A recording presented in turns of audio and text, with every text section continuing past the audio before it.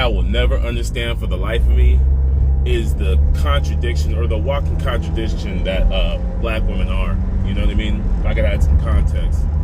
You know, I was chopping it up with this one lady, you know, and she was just, you know, we were asking each other questions about life, you know, about, you know, things you know, that we want to accomplish in life and whatnot.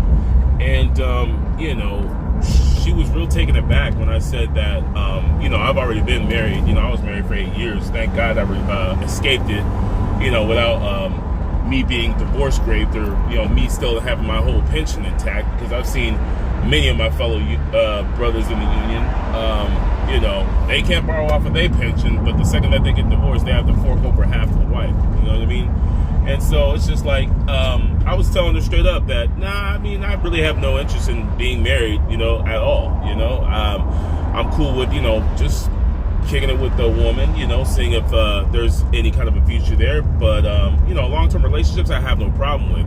But when you get the state involved, then that's where I have a big issue with. So anyway, man, out of nowhere, out of the blue, she's just going to say it's giving. I was like, here we go. Whenever a woman says it's giving, not only does it show that you're very, very immature and you haven't grown up for your age, but it also shows that you're just hive-minded and you're just willing to regurgitate any GD thing that any of the women of the sisterhood, Uber Alice, you know, is willing to say or do, right?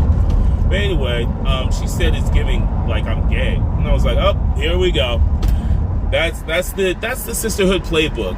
Whenever you say something or do something that is that they feel is unbecoming or they don't like, and let them get in their fee-fees because you standing on your square and refuse to be budged or moved, then here come the ad hominem attacks, here comes the insults, and the number one, of course, has got to be he gay. And I say all that to bring it around full circle when I say that, you know, you not only are you very immature, but you guys are very, very hateful.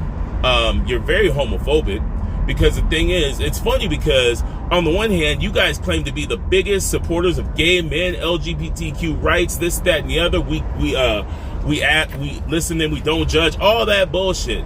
But the second that a man, especially a strong-minded, you know, straight, you know, opinionated man, you know, goes out of, you know, walks out of line with what you think a real man is, because apparently they all know, then the first thing you do is attack his sexuality. And the thing is, just like, that just shows how homophobic you guys really are. How much, you know, how much of a racist you people really are. You're bitter, you're hateful, and you wonder why you're the lowest on the totem pole when it comes to dating. I don't know. Peace.